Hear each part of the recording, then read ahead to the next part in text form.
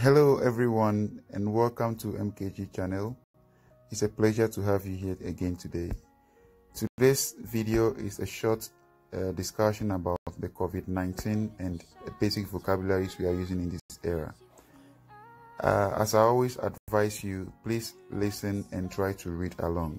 Without wasting time, let's begin. This series features regular short podcasts to help those of you who have to stay at home because of COVID-19 to spend a little bit of time learning English every day. In each episode, we'll give a short talk on a theme, and during the talk, I'll explore a few interesting words and phrases for you.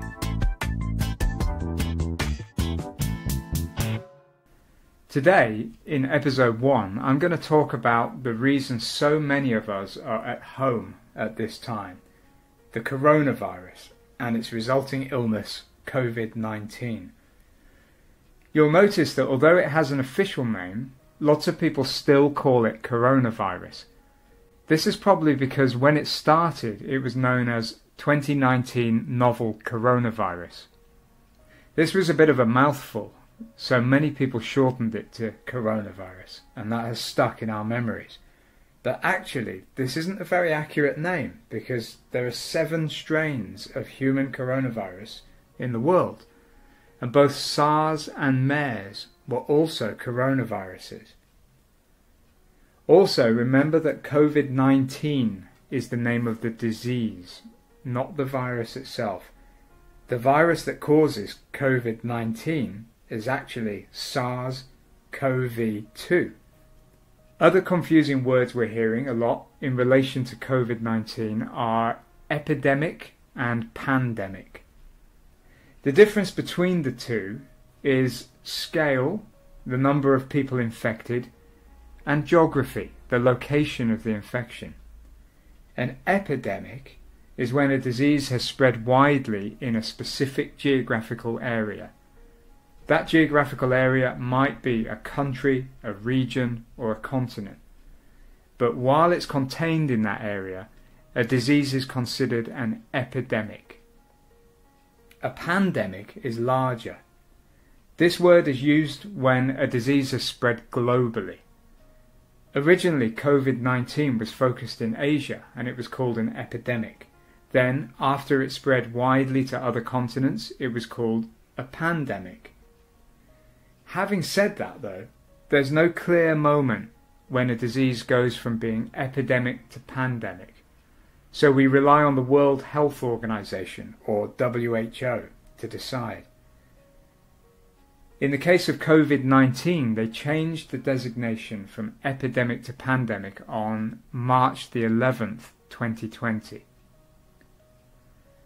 Finally, let's look at 3 more terms related to this COVID-19 pandemic: social distance, quarantine, and isolation.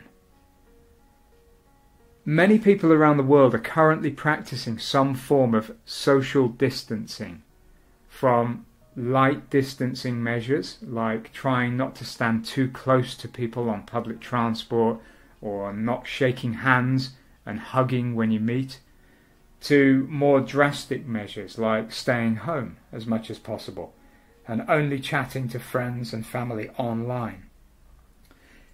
The second term, quarantine, is normally used when someone is living at a strict social distance from everyone because they might have the disease. Maybe someone they know and have met recently has it, or they've visited an area where lots of people are infected.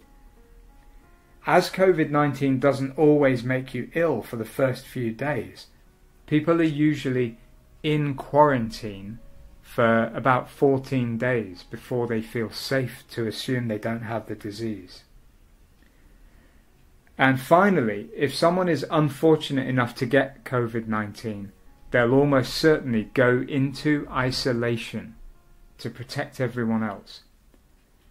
This means that they're unable to see anyone apart from medical professionals wearing special clothes called personal protective equipment, or PPE, to keep them safe, at least until they've recovered and are no longer testing positive for the virus. Okay everyone, that's it for today's episode. Thank you very much for watching, and I hope you've really learned something from this video. Please take your time to read along, practice, and learn the pronunciations of the word, okay? And I hope to see you again in the next video. Please, if this is your first time, subscribe to MKG channel, and I'll try to upload new videos every day to help us improve our English. Thank you.